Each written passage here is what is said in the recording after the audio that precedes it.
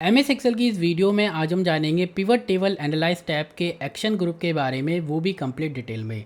Action group के अंदर हमें क्लियर फिल्टर, सेलेक्ट और मूव पिवट टेबल का ऑप्शन मिलता है। इनको यूज़ करने के लिए मैंने एक्सेल की शीट पे सेल्स डेटा बना रखा है। प्रैक्टिस के लिए इस एक्सेल की फ़ाइल को आप वीडियो के डिस्क्रिप्शन से डाउनलोड कर लेना। सबसे पहले हम अपने डेटा की मदद से एक पिवट टेबल क्रिएट करेंगे। इसके बाद पिवट टेबल फील्ड की मदद से एक रिपोर्ट बनाएंगे। मैं आपको एक बार अपने डेटा के बारे में बता देता हूँ। मेरे पास प्रोडक्ट की डेट है, प्रोडक्ट का नेम है, प्रोडक्ट की कंपनी है, क्वांटिटी, अमाउंट और क्वांटिटी के अनुसार टोटल अमाउंट है। अब पिवट टेबल फील्ड की मदद से एक रिपोर्ट बना लेते हैं।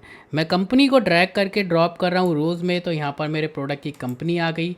अब मैं चाहता हूँ कंपनी के अनुसार टोटल अमाउंट शो करना। इसके लिए मैं टोटल अमाउंट को ड्रैग करके ड्रॉप कर रहा हूँ वैल्यूज़ में, तो यहाँ पर मेरा कंपनी के अनुसार अमाउंट आ रहा है और नीचे सभी कंपनी का ग्रैंड टोटल शो हो रहा है।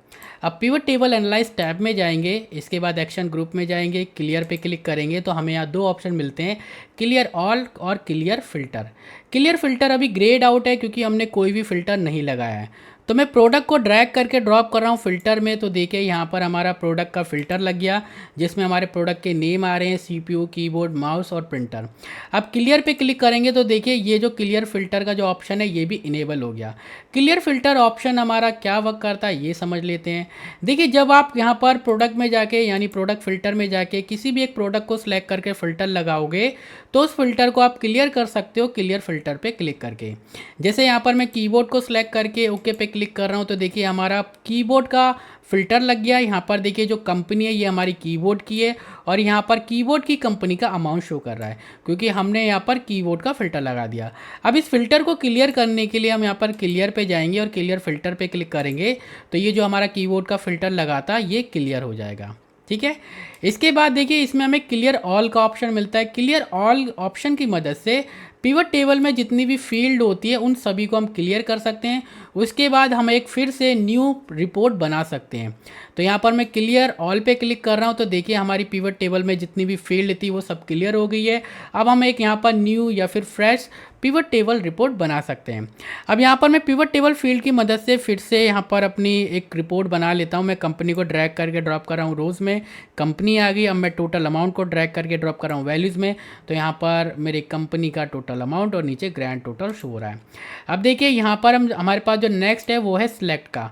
सिलेक्ट ऑप्शन की मदद से हम अपनी पिवट टेबल की फील्ड या फिर आइटम को सिलेक्ट कर सकते हैं और वैल्यूज़ को। जैसे कि देखिए सबसे नीचे देखेंगे तो यहाँ पर इनेबल सिलेक्शन और ये वाला जो ऑप्शन है ये बाय डिफ़ॉल्ट हमारा इनेबल रहता है। ये ऑप्शन करता है क्या है, जैसे कि यहाँ पर देखिए जैसे ही मैं अपने माउस के पॉइंटर, ये जो मेरा माउस का पॉइंटर है यहाँ पर मैं कंपनी पे लेके जा रहा हूँ तो देखिए कि एरो बनकर आ रहा है डाउन, और जब मैं इस पर क्लिक करूँगा तो देखिए इसने क्या करा, मेरे जो कंपनी फील्ड के अंदर जितने भी आइटम थे इसने एक ही बार में सिलेक्ट कर दिए। अब देखिए यहाँ पर मैं अगर कंपनी के जो हमारा कैनन कंपनी आइटम है मैं उस पर लेके जा रहा हूँ माउस पॉइंटर को तो देखिए एक एरो बनकर आ रहा है। अगर मैं वैल्यू पे जा रहा हूँ तो नहीं आ रहा वो एरो, लेकिन जैसे ही मैं जाऊँगा तो इस एरो बनकर आ रहा है। मैं इस पर क्लिक कर रहा हूँ तो देखिए इसने कैनन कंपनी और यहाँ पर उसका अमाउंट सेलेक्ट कर दिया। तो यहाँ देखिए इस ऑप्शन की मदद से यहाँ पर हम डायरेक्ट आइटम और यहाँ पर अपनी यानी एक तरीके से हम अपना कॉलम और यहाँ पर रो सेलेक्ट कर सकते हैं। ठीक है, पिवट टेबल में। और ये ऑप्शन हमारा देखिए बाय डिफ़ॉल्ट यहाँ पर इनेबल रहता है। ये देखिए ये इनेबल है। यहाँ पर जब मैं इस पर क्लिक करूँगा तो देखिए अब ये जो ऑप्शन है हमारा इनेबल नहीं है। अब देखिए जब मैं अपने माउस के पॉइंटर को लेके जाऊंगा तो देखिए वो एरो नहीं आ रहा, मतलब मैं अपने डायरेक्ट आइटम या फिर अपने आइटम और वैल्यू को नहीं सिलेक्ट कर सकता। या फिर हम ये भी कह सकते हैं कि हम अपने कॉलम वैल्यू और रो वैल्यू को नहीं सिलेक्ट कर पा रहे पिवट टेबल में। ठीक है, तो यहाँ पर अगर आपको डायरेक्ट करने तो आपको इनेबल सिलेक्शन को यहाँ पर ऑन कर देना है, इसको चेक करके रखना है। अब देखिए यहाँ पर मैं ये एरो बटन आ रहा है यानी एरो आ रहा है, सॉरी, यहाँ पर मैं इस पर क्लिक कर रहा हूँ तो सभी आइटम सेलेक्ट हो रहे हैं। और अगर मैं यहाँ क्लिक करूँ तो देखिए सभी मतलब आइटम के साथ वैल्यू भी सिलेक्ट हो रही है। और मैं सिलेक्ट कर सकता हूँ कुछ इस तरीके से ड्रैग करके भी अपने सभी आइटम और वैल्यू को। ठीक है, तो ये ऑप्शन क्लियर। अब देखिए यहाँ पर हमें ये जो बाकी के ऑप्शन देख रहे हो, level and value, values label, ये ऑप्शन हमारे तब इनेबल होते हैं जब हम अपनी पिवट टेबल को सिलेक्ट कर लेते हैं। तो यहाँ पर देखिए एंटायर पिवट टेबल का ऑप्शन है, जब आप इस पर क्लिक करोगे तो आपकी पूरी पिवट टेबल सिलेक्ट हो जाती है। और सेलेक्ट पे क्लिक करेंगे तो देखिए अब ये ऑप्शन हमारे इनेबल हो गए।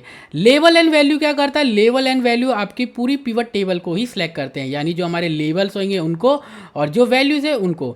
यहाँ पर अगर आप सिर्फ वैल्यूज़ को सिलेक्ट करना चाहते हो तो वैल्यूज़ पे क्लिक करिए तो देखिए सिर्फ वैल्यू सिलेक्ट हो रही है। और अगर आप चाहते हो यहाँ पर लेबल्स को सिलेक्ट करना तो यहाँ पर लेबल्स पे क्लिक करो तो देखिए लेबल सिलेक्ट हो रहे हैं। और अगर आप अपनी पूरी पिवट टेबल या फिर लेबल्स एंड वैल्यू को सिलेक्ट करना चाहते हो तो लेबल एंड वैल्यूज़ पे क्लिक करिए तो जो भी आपकी पिवट टेबल में लेबल्स एंड वैल्यू होंगे वो सिलेक्ट हो जाएंगे। और यहाँ पर हमें एंटायर पिवट टेबल का ऑप्शन मिलता ही है। एंटायर पिवट टेबल की मदद से आप अपनी पूरी पिवट टेबल को सिलेक्ट कर सकते हो। ठीक है, तो ये हमारा सिलेक्ट था। इसके बाद देखिए move pivot table. Move pivot table की मदद से हम अपनी पिवट टेबल को मूव कर सकते हैं। जैसे कि अभी जो हमारी पिवट टेबल है वो इसी शीट पर है, यानी एग्जिस्टिंग शीट पे। मैं चाहता हूँ इसको एक न्यू शीट पे मूव करना, तो यहाँ पर मूव पिवट टेबल पे क्लिक करेंगे और यहाँ पर देखिए हमें ऑप्शन मिलता है एग्जिस्टिंग वर्कशीट, जो कि इसी पर है। अगर मैं इसको न्यू वर्कशीट पे मूव करना चाहता हूँ तो यहाँ पर मैं न्यू वर्कशीट पे क्लिक करूँगा और यहाँ पर ओके। तो देखिए ये जो हमारी पिवट टेबल थी वो इस सीट से यहाँ पर मूव हो गई है। अब मैं चाहता हूँ इसको वापस इसी शीट पर लाना, यहाँ पर न्यू शीट से, तो वो भी कर सकते हैं। यहाँ पर देखिए पिवट टेबल एनालाइज टैब में जाएंगे, मूव पिवट टेबल पे जाएंगे और यहाँ पर जो एग्जिस्टिंग वर्कशीट आ रहा है ना, इसका जो सेल का लोकेशन आ रहा है, मैं यहाँ पर अपनी इस वाली शीट पे जाऊँगा, सेल्स वाली, और यहाँ पर मैं सेल सेलेक्ट करूँगा। ओके, तो देखिए वापस इस शीट से मैंने यहाँ पर इसी शीट पे मूव कर दिया। ठीक है, यहाँ पर आप एग्जिस्टिंग शीट पे किसी भी सेल पे क्लिक करके अपनी पिवट टेबल को मूव कर सकते हो।